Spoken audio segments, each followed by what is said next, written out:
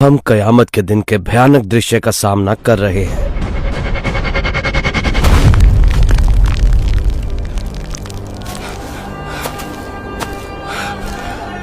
दुनिया के खत्म होने के लंबे समय बाद एक जोरदार आवाज आती है। अल्लाह इस्राफिल अलैहिस्सलाम को जिंदा करता है और उन्हें एक बार फिर से सूर फूंकने का हुक्म देता है। पुल सिरात। जब फैसले समाप्त हो जाते हैं तो जहन्नुम के ऊपर एक पुल बनाया जाता है जो जन्नत तक जाता है और इसके दोनों ओर हुक लटके हुए हैं जिनमें से प्रत्येक का काम उन लोगों को पकड़ना है जिन्हें पकड़ने का आदेश मिले। नहीं, कृपया मेरी मदद करो, नहीं। उस परम दयालु के भय से सभी आवाजें धीमी हो जाएंगी, इसलिए आपको कदमों की आहट के अलावा कुछ भी सुनाई नहीं देगा। उस दिन हम उनके मुंह पर मोहर लगा देंगे, किंतु उनके हाथ हमसे बातें करेंगे और उनके पैर उनके हर किए की गवाही देंगे। दुनिया अब खत्म हो गई है। मौत का फरिश्ता समेत एक एक करके सभी फरिश्ते मर चुके हैं, लेकिन अब यही वो समय है जब सब कुछ सचमुच शुरू होगा और सूर फूंका जाएगा। फिर हम उन सबको एक साथ इकट्ठा करेंगे और अब दोबारा जिंदा होकर सभी महशर के मैदान में जमा हो रहे हैं। पहले इंसान से लेकर अब तक जितने भी लोग मर चुके हैं उन्हें एक एक करके दोबारा जिंदा किया जा रहा है। दुनिया अब वैसी नहीं रही जैसे हम उसे जानते थे।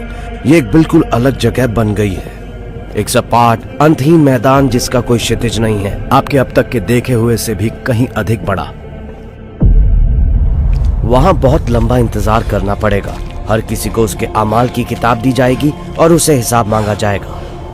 उसके बाद उनके सभी अमाल को तराजू यानी मिजान पर तोला जाएगा। फिर पुल सिरात को स्थापित किया जाएगा और अंत में वो सफर शुरू होगा जो या तो जहन्नुम में खत्म होता है या फिर जन्नत में। एक के बाद एक हम इनमें से प्रत्येक चरण को देखेंगे।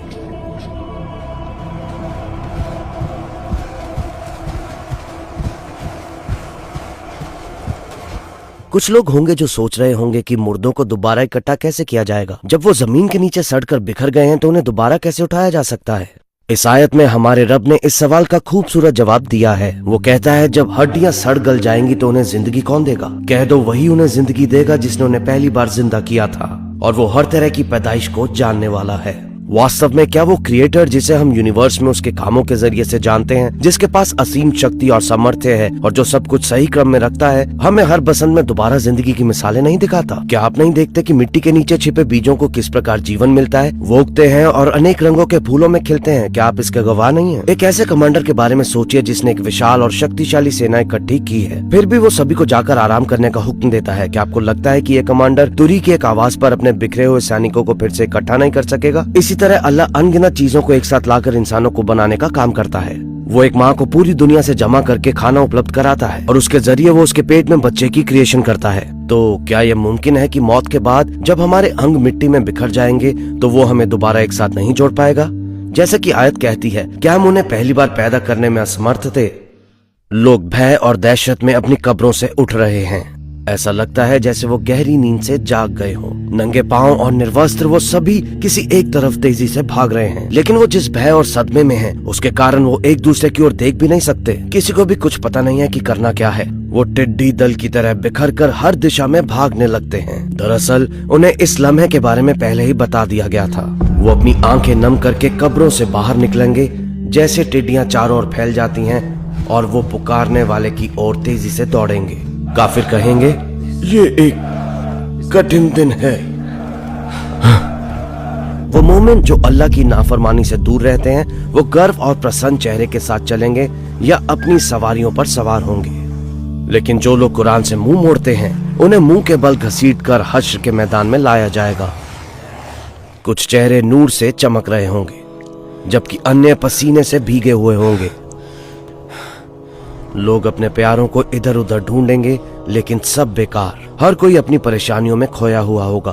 वो एक दूसरे से दूर भागेंगे क्योंकि उनके मन में केवल यही बात होगी, अपने गुनाहों से छुटकारा। उस दिन की सजा से बचने के लिए मुजरिम अपने बेटों, अपने जीवन साथी, अपने भाई और अपने करीबी परिवार जिन्होंने उसे पनाह दी तथा जो कुछ भी इस जमीन पर है उन सभी को एक साथ कुर्बान करना चाहेगा ताकि इस तरह वो बच जाए। कृपया मुझे जाने दीजिए। अगर आप चाहे तो मेरी बीवी को ले जाइए, अगर आप चाहे तो मेरे दोस्तों को ले जाए। इस दुनिया में जो भी उसका दोस्त था और जिसकी भी उसने बात मानी, कयामत के दिन वो उन्हीं लोगों को ढूंढेगा। यदि ये दोस्ती बुराई की राह पर थी तो जैसे ही वो उन्हें ढूंढेगा वो उनका गिरेबान पकड़ लेगा। जब मैं जमीन पर था मैंने तुम्हें फॉलो किया था, मैंने वो किया जो तुमने कहा, अब बताओ मैं क्या करूं? लेकिन वो पीछे मुड़कर देखे बगैर भाग जाएंगे। वो अपने फॉलोअर्स को देखना भी नहीं चाहेंगे और उनके फॉलोअर्स पछताएंगे। और जो लोग उनके पीछे चलेंगे वो कहेंगे, काश हमें एक बार फिर दुनिया में लौटने का मौका मिलता तो हम भी उनका इनकार करते जैसे उन्होंने हमारा इनकार किया है। धीरे धीरे आपके दिमाग में भी कुछ नाम आने लगते हैं। कुछ ऐसे लोग हैं जिनका आपको उस दिन सामना करना पड़ेगा। हालांकि आप उनसे मिलना नहीं चाहते, लेकिन इससे बचने का कोई रास्ता नहीं है। सारी इंसानियत एक बड़ी कतार में एक साथ खड़ी होगी और अब इंतजार का समय है। लोग हैरान होंगे कि ये इंतजार कितना लंबा चलेगा, क्योंकि स्थिति असहनीय होगी। लोगों के लिए उस दिन सूरज पहले से कहीं अधिक करीब लाया जाएगा। हालांकि इस दुनिया में ये लोग 40 डिग्री सेल्सियस तापमान पर धूप में खड़े नहीं हो सकते थे, लेकिन उस दिन लोगों को बहुत लंबे समय तक चिलचिलाती धूप में इंतजार करना पड़ेगा। अपने गुनाहों के वजन के अनुसार हर कोई पहले से कहीं अधिक पसीने से भीग जाएगा। लेकिन क्या वहाँ कोई छांव नहीं होगी? हमारे पैगंबर अलैहिस्सलातु वस्सलाम ने पहले ही उन लोगों को खुशखबरी दे दी है जो छांव में होंगे। उन्होंने कहा, उस दिन जब उसके सिवा कोई छांव नहीं होगी, अल्लाह 7 प्रकार के लोगों को छांव अता करेगा। एक इंसाफ पसंद हाकिम, एक नौजवान जो अल्लाह की इबादत के साथ बड़ा हुआ है, एक इंसान जिसका दिल मस्जिदों से जुड़ा हुआ है, 2 लोग जो केवल अल्लाह के लिए एक दूसरे से मोहब्बत करते हैं और वो केवल अल्लाह के मार्ग में मिलते और बिछड़ते हैं, एक इंसान जो एक ऊंचे खानदान की खूबसूरत औरत के साथ नाजायज संबंध बनाने की दावत को ठुकराता है और कहता है मैं अल्लाह से डरता हूँ, एक इंसान जो इतने गुप्त रूप से दान देता है कि उसके बाएं हाथ को पता नहीं चलता कि उसके दाहिने हाथ ने क्या दिया है, और एक इंसान जो एकांत में अल्लाह को याद करता है और उसकी आंखें आंसुओं से भर जाती हैं। एक हदीस से एक और खुशखबरी कुछ यूं है, जो कोई भी कर्ज में डूबे इंसान को जो मुश्किल में है मोहलत दे या कर्ज का पूरा या कुछ हिस्सा माफ कर दे, कयामत के दिन जब उसकी छांव के अलावा कोई छांव नहीं होगी, अल्लाह उसे अपने सिंहासन की छांव में पनाह देगा। इंतजार बहुत लंबे समय तक जारी रहेगा, फिर भी हिसाब शुरू नहीं होगा। यहाँ तक कि एक वक्त आएगा जब लोग इस हालत से छुटकारा दिलाने के लिए किसी की बेताबी से तलाश करेंगे। सबसे पहले वो पूरी मानव जाति के पिता पैगंबर आदम अलैहिस्सलाम के पास जाएंगे, फिर नूह, इब्राहिम, मूसा और ईसा अलैहिस्सलाम के पास जाएंगे। भले वो सभी महानतम पैगंबरों में से हों, फिर भी सभी कहेंगे नफसी नफसी, यानी मैं। दिन इतना कठिन होगा कि पैगंबर भी सिर्फ अपने आप को बचाने में व्यस्त होंगे। सुभान अल्लाह। उनमें से कोई भी अपने आप को अल्लाह से ये मांगने के योग्य नहीं समझेगा। हर कोई एक दूसरे की ओर इशारा करेगा, यहाँ तक कि आखिरकार हमें अपने पैगंबर मोहम्मद अलैहिस्सलाम की तरफ भेजा जाएगा और आखिर में उनकी अल्लाह से की गई दुआ के बाद हिसाब व किताब शुरू हो जाएगा। लेकिन उसके बाद जो कुछ होगा वो पहले की अपेक्षा और भी अधिक कठोर होगा। महान हिसाब से पहले हर कोई एक कतार में खड़ा होगा। तभी बाईं ओर से एक भयानक गर्जना सुनाई देगी, जिससे डरकर सब कांप उठेंगे। जहन्नुम की आग अपने पूरे क्रोध और शक्ति के साथ प्रकट होगी। ये बेसब्री से जलेगी क्योंकि उसके सामने वो लोग हैं जिन्होंने अत्याचार और भयानक पाप के अनगिनत कार्य किए हैं, जिन्होंने अल्लाह और उसके पैगंबरों का इनकार किया है, जिन्होंने ईमान वालों का मजाक उड़ाया है और जिन्होंने सैकड़ों निर्दोष लोगों को मार डाला है। डर से जमे वो लोग बस बेबस होकर देख ही सकेंगे और दाहिनी ओर जन्नत अपनी संपूर्ण सुंदरता और भव्यता के साथ प्रकट होने लगती है। इस दुनिया में जिन लोगों ने अल्लाह पर ईमान लाया और उसके पैगंबरों की बात सुनी, वो खुशी से इंतजार कर रहे हैं। अपने खुद के हिसाब के रास्ते में आप एक चौंकाने वाले दृश्य से रूबरू होते हैं। इस दुनिया में रहते हुए एक बार एक भेड़ ने एक गर्भवती भेड़ को अपने सिर से मारा था, जिससे उसका बच्चा मर गया था। उस दिन इन दोनों भेड़ों को आमने सामने लाया जाएगा ताकि बदला अर्थात किसास लिया जाए और दूसरे के साथ भी ऐसा ही किया जाए। उस लम्हे आपको सचमुच एहसास होगा कि जिन छोटी छोटी चीजों को आप महत्वहीन समझते थे, उनका भी हिसाब होगा। तो जिस शख्स ने जर्रा बराबर नेकी की वो उसे देख लेगा और जिस शख्स ने जर्रा बराबर बदी की है तो उसे देख लेगा।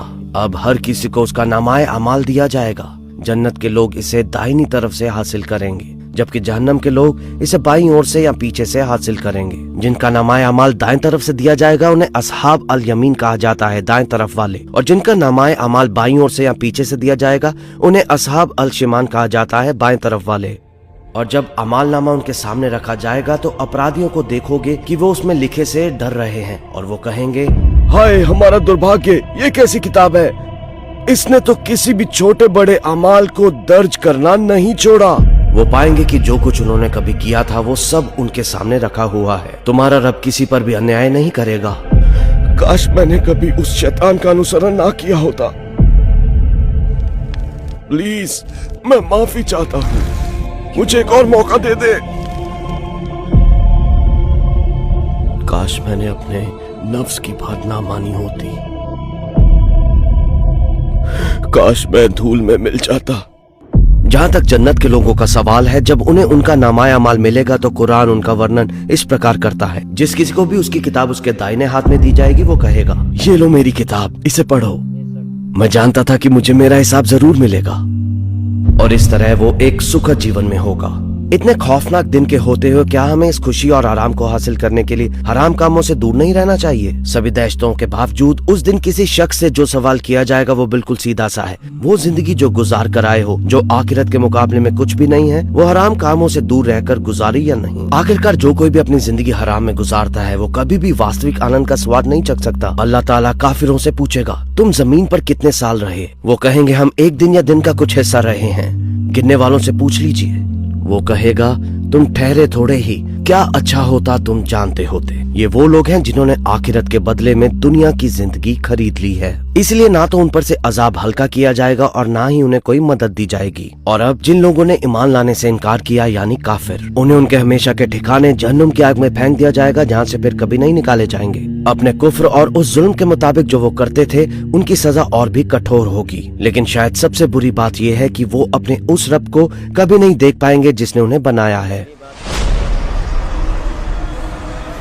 अब केवल एक मरहला बाकी है, पुल सिरात, जो जहन्नुम के ऊपर बना है और जन्नत की ओर जाता है।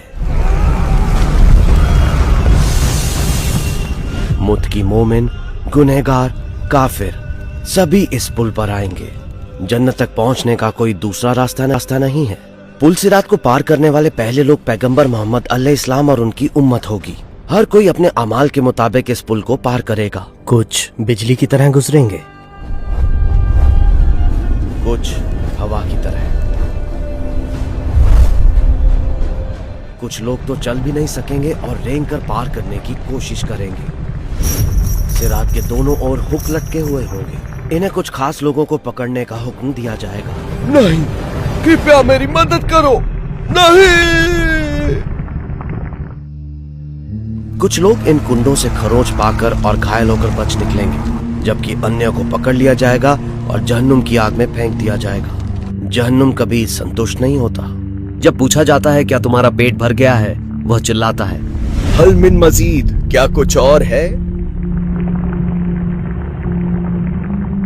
अपनी पूरी भयावता के साथ जहन्नुम हमारे पैरों के ठीक नीचे होगा, हमारी आंखों के सामने धधक रहा होगा।